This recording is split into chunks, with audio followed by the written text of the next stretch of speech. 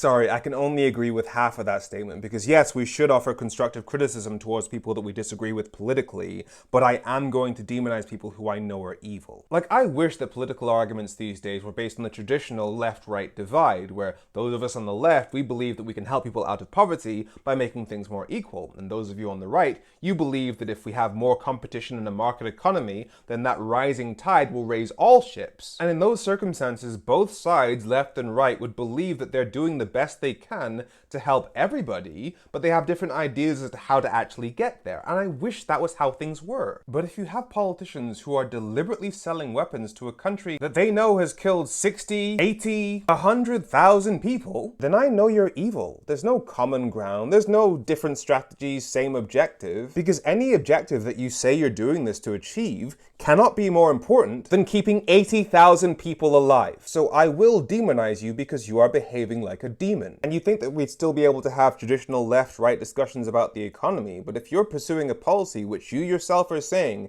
is going to push 250,000 people into poverty, and you say you're doing it because cutting financial support for people with disabilities will save the taxpayer money, that's only potentially excusable if you have no other options. But you do. You know that your refusal to undo Brexit is costing the UK government £40 billion a year in lost tax revenue. So you're telling everybody that you would rather protect Brexit than keep 250,000 people out of poverty. Again, demon. See, I know that a lot of you still have this notion that most politicians are just trying their best, and so it's not appropriate to demonize them. We should offer constructive criticism. But please remember how I got involved in politics in the first place. This is what killed the idea for me that politicians are just doing their best, they want what's best for the country, they just have different ways of getting there. Because if the government's main economists are all saying that no matter what you do with Brexit, it is going to make people poorer, then the end goal, no matter how you get there, is going to be poverty for the UK. That's what taught me that there are people in Parliament who behave like demons. So I will not be constructive with them.